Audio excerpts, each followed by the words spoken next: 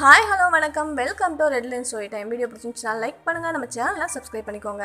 போன வீடியோவில் நான் எதோட முடிச்சிருப்பேன் அப்படின்னா, ஆனந்தி தன்னோட வீட்டுக்கு வந்திருப்பா. சரி, ஏதாவது சாப்பிடலான்னு ஃப்ரிட்ஜை பார்த்தா எதுவும் இருக்காது, வாங்கிட்டு வரலான்னு வெளியே வரும்போது ஹெல்மெட் போட்டு ஒருத்த நிற்பான். ஆனந்தியோட தலையிலேயே துப்பாக்கியை வச்சு மறுபடியும் வீட்டுக்குள்ளேயே கூட்டிகிட்டு வந்துடுவான். உள்ளே வந்ததும் ஆனந்தி கை கால்லாம் கட்டி போட்டு ஒரு ஓரமாக உட்கார வச்சிருக்கான். ஆனந்தி ரொம்பவே பயத்தில் இருக்கா. அதோட மனசுக்குள்ளே நினைக்கிறா, நான் அன்லக்கின்னு எனக்கு நல்லாவே தெரியும், ஆனால் இந்த அளவுக்கு நான் இருக்கும்னு நான் எதிர்பார்க்கவே இல்லை. என்னோட இந்த பேட் லக்கே என்னோட வாழ்க்கையை முடிக்க போகுதுன்னு நான் நினச்சி கூட பார்க்கல. பரவாயில்ல, நான் என்னதான் ஒரு அன்லக்கியான பொண்ணாக இருந்தால் கூட என்னோட வாழ்க்கையில் எனக்கு கிடைச்ச ஒரே பரிசு அப்படின்னா அது ரவி தான். ரவி என் கூட இருந்த அந்த ஒவ்வொரு நிமிஷமும் நான் ரொம்பவே சந்தோஷமா இருந்தேன். ரவியோட எல்லா ஹாப்பி மூமெண்ட்ஸும் ஆனந்தியோட மைண்டுக்குள்ள வந்து போகுது. இதை யோசிச்சுட்டு அமைதியா ஆனந்தி அங்கே உட்காந்துருக்கா. அதே நேரத்துல ரவி அவனோட வீட்டுல உட்காந்து சாப்பிட்டுட்டு இருக்கான். அவனுக்கு ஆனந்தியோட ஞாபகமாவே இருக்கு. சரி, கால் பண்ணலான்னு நினைக்கிறான். இதனால பரவாயில்ல, அவ வீட்டுல எல்லா வேலையை பார்த்துட்டு இருப்பா, அப்புறமா கால் பண்ணலான்னு டிவி பார்க்க ஆரம்பிக்கிறான். அப்போதான் நியூஸ்ல ஆனந்தியோட வீட்டை காமிச்சு, இந்த மாதிரி பேங்கை கொள்ளையடிச்ச ஒரு கொள்ளைக்காரன் இந்த ரூம்ல இருக்க ஒரு பொண்ணை உள்ளேயே கைது பண்ணி வச்சிருக்கான். கைது பண்ணி 4 மணி நேரம் ஆகுது அப்படின்னு நியூஸ் ஓடிட்டு இருக்கு. இதை பார்த்து சாப்பிட்டுட்டு இருந்தது அப்படியே போட்டுட்டு அலறி அடிச்சுட்டு அங்கேருந்து ரவி வேகமா ஓடுறான். அதே நேரத்தில் ஆனந்தி அந்த கொள்ளைக்காரனை பார்த்து ரொம்ப பயப்படுறான். அந்த கொள்ளைக்காரன் துப்பாக்கி எடுத்துட்டு ஆனந்தி பக்கத்துல வரான். ஆனந்தி தன்னோட மனசுக்குள்ள, பரவாயில்ல, என் வாழ்க்கையில இருந்த அந்த ஒவ்வொரு நிமிஷமும் ரவியும் கூட நான் சந்தோஷமா வாழ்ந்தேன், ஆனால் இவ்வளோ சீக்கிரமா நான் செத்து போயிடுவேன்னு எனக்கு பயமா இருக்கு, இன்னும் கொஞ்ச நாள் உன் கூட வாழணும்னு நான் ஆசைப்படுறேன்னு அதையே மனசுல நினைச்சிட்டு உட்காந்துருக்கா. ரவியும் ஒரு வழியா ஆனந்தியோட வீடு இருக்கிற இடத்துக்கு வந்திருக்கான். அங்க போலீஸ் எல்லாமே அந்த வீட்டு பக்கத்துல விட மாட்டேங்கிறாங்க. இவங்க கூட சண்டை போட்டு தெரியாம எப்படியோ ஆனந்தியோட அந்த ரூம் கதவு முன்னாடி வந்துடுறான் ரவி. வெளியே நின்று ஆனந்தி ஆனந்தி நீ எப்படி இருக்க அப்படின்னு கத்த, அந்த கொள்ளைக்காரன் இந்த கதவுல இருக்க அந்த ஹோல் வழியா வெளியே நிற்கிறது யாரு அப்படின்னு பார்க்குறான். உள்ள இருந்து ஆனந்தி, ப்ளீஸ் ரவி நீங்க வராத, வெளியே போயிட்டு நீங்க வராத அப்படின்னு கத்துறா. ஆனா ரவி என்ன பண்றான்னா, தயவு செஞ்சு என்ன வேணா நீ பிடிச்சி வச்சுக்கோ, ஆனந்தியை வெளியே விட்டுரு, அவ பாவம் அப்படின்னு கதறான். இதை பார்த்துட்டு அந்த கொள்ளைக்காரன் என்ன பண்றான்னா, ரவியும் சேர்த்து அந்த வீட்டுக்குள்ள இழுத்துட்டு கதவு சாத்திடுறான். கொஞ்ச நேரம் கழிச்சு வீட்டுக்குள்ள இருந்து 3 பேரும் வெளியே வராங்க. அதாவது ஆனந்தி, அந்த கொள்ளைக்காரன், ரவி. அது கொள்ளைக்காரன் இல்லை, அது ஒரு பொண்ணு. இங்க பாரு, நீ ரொம்ப ரொம்ப நல்ல பொண்ணு, அடுத்த டைம் இந்த மாதிரி திருட்டு வேலைலாம் பார்க்காத, பார்த்து பத்திரமா போயிட்டு வா அப்படின்னு ரவி அந்த கொள்ளைக்கார பொண்ணுக்கு அட்வைஸ் பண்ணிட்டு இருக்கான். இதை பக்கத்துல நின்று ஷாக்காகி பார்த்துட்டு இருக்கா ஆனந்தி.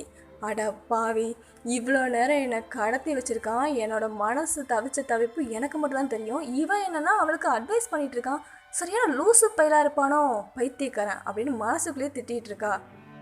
அந்த கொள்ளைக்கார பொண்ணை போலீஸ் அரெஸ்ட் பண்ணி கூட்டிட்டு போகுது.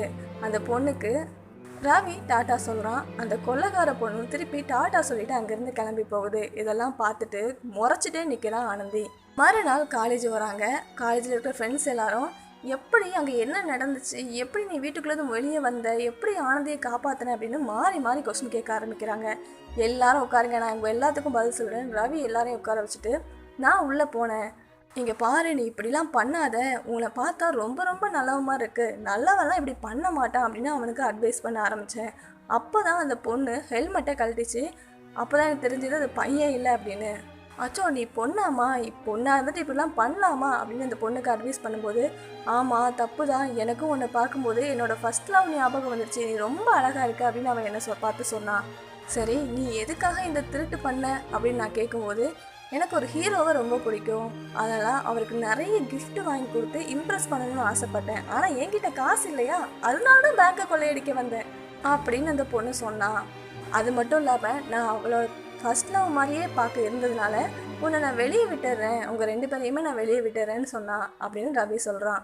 இப்படி இவங்க 2 பேரும் அந்த ரூம்குள்ளேருந்து பேசிகிட்டு இருக்கும்போது ஆனந்தி கன்னத்தில் வச்சு அவங்களையே குறுகுறுன்னு பார்த்துட்டு இருந்திருப்பா. அதே மாதிரி இப்போ சுற்றி கதை கேட்குற எல்லா ஃப்ரெண்ட்ஸும் கணத்தில் கையை வச்சுட்டு இங்கே என்னடா நடக்குது அப்படிங்கிற மாதிரி பார்த்துட்டு இருக்காங்க. ஒரு வழியாக அன்னைக்கு கிளாஸ் முடிஞ்சு ஆனந்தியும் ரவியும் நடந்து போயிட்டுருக்காங்க. அப்போது ஆனந்தி ரவியை பார்த்து சொல்கிறா, அந்த லேடி என்னை கடத்தி வச்சுருக்கும்போது சத்தியமாக நான் சாக போகிறேன்னு நினச்சேன், ஆனால் எனக்கு அந்த டைமில் ஞாபகம் வந்தது நீ மட்டும்தான், உன் கூட இருந்த அந்த ஒவ்வொரு நிமிஷமும் எனக்கு ரொம்பவே பிடிக்கும், அது மட்டும்தான் என் மைண்டில் நினச்சி, இந்த நினைவோடையே நம்ம செத்து போனாலும் பிரச்சனை இல்லைன்னு தான் நான் நினச்சேன் அப்படின்னு ஆனந்தி சொல்கிறா. நானும் உங்ககிட்ட ஒன்று சொல்லணும்னு நினைக்கிறேன் ஆனந்தி, நீ பேசாமல் என் கூட என்னோடய வீட்டிலேயே தங்கிடு, அதுதான் உனக்கு சேஃப், அதே மாதிரி நானும் உன்னை நினச்சி பயந்துட்டே இருக்க வேண்டிய அவசியம் இருக்காதுல்ல அப்படின்னு ரவி கேட்க, வேணாம் ரவி, நான் தனியாகவே தங்கிக்கிறேன். பேட் லக் அப்படிங்கிறதா ரொம்ப மோசம் கிடையாது. ஏன்னா அந்த பேட் லக்கால் தான் நான் உன்னை சந்தித்தேன். அப்படி பார்க்கும்போது அது மோசம்னு எப்படி சொல்ல முடியும்? அதே மாதிரி நானும் என்னோட வாழ்க்கையை வாழ கற்றுக்கணும். எப்போவுமே இன்னொருத்தரை டிபெண்ட் பண்ணி என்னால் வாழ முடியாது. அதனால் நான் தனியாகவே இருக்கேன். எப்பயாவது கொஞ்ச நாள் கழித்து நான் உன் கூட வந்து இருப்பேன் அப்படின்னு ஆனந்தி சொல்கிறா. சரி, ஓகே, நானும் உங்ககிட்ட ஒரு விஷயம் சொல்லணும் ஆனந்தி அப்படின்னு ரவி சொல்ல, என்ன விஷயம் சொல்லு அப்படின்னு ஆனந்தி சொல்கிறா. எனக்கு ஒன்று முன்னாடியே தெரியும்.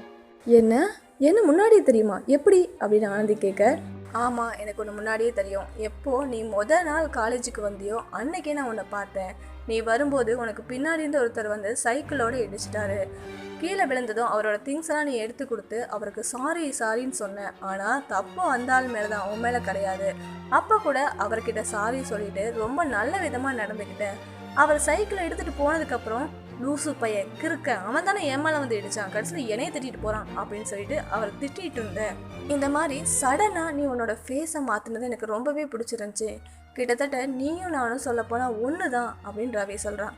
என்ன, நானும் நீயும் ஒன்றா? லக்காக இருக்கிற நீ எங்கே, அன்லக்கியாக இருக்கிற நான் எங்கே அப்படின்னு ஆனந்தி கேட்க, நானும் முதல்ல என்னை ரொம்ப லக்கின்னு தான் நினச்சேன். அதனால தான் எனக்கு கிடைக்கிற அந்த சந்தோஷத்தை மற்றவங்களுக்கும் ஷேர் பண்ணிக்கணும்னு ஆசைப்பட்டேன்.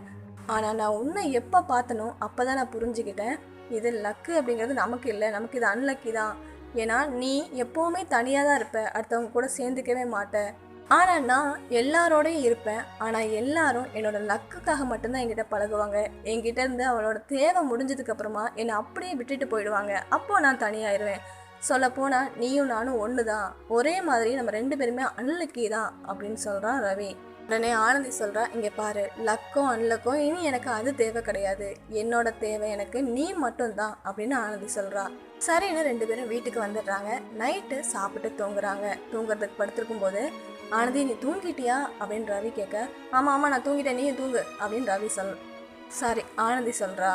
தூங்கிட்டேன்னு சொல்கிறா, அப்புறம் எப்படி பேச முடியும் அப்படின்னு ரவி கேட்க, எனக்கு தூக்கம் வந்துருச்சு, தூங்கு அப்படின்னு சொல்ல, என்ன உன்னை ஏதாவது நான் பண்ணிடுவேன், நீ ரொம்ப பயப்படுறியோ அப்படின்னு ரவி கேட்குறான்.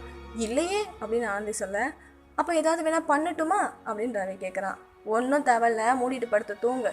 2 பேரும் அப்படியே தூங்குறாங்க. காலையில் முதல்ல ஆனந்தி தான் எந்திக்கிறா. ரவியை பார்க்குறா. ரவி நல்லா தூங்கிட்டு இருக்கான். உடனே அவனோட கன்னத்தில் போய் ஒரு முத்தம் கொடுக்குறா. அங்கேருந்து எந்திரிச்சு போகலான்னு ட்ரை பண்ணும்போது, என்ன மேடம், நான் தூங்கினா மட்டும் தான் எனக்கு கிஸ் பண்ணுவீங்களா, இல்லைனா எனக்கு கிஸ் தர மாட்டீங்களா அப்படின்னு கேட்குறான். கேட்டதுமே ஆனந்திக்கு ரொம்பவே ஷாக் ஆயிடுது. அவனோட பாவி, நீ முடிச்சுதான் இருந்தியா அப்படின்னு 2 பேரும் செல்லமாக விளையாட ஆரம்பிக்கிறாங்க. இப்படியே இவங்களோட காதல் கதை இனிதே ஆரம்பமாகுது. மீண்டும் ஒரு நல்ல பதிவில் சந்திக்கலாம். பாய்.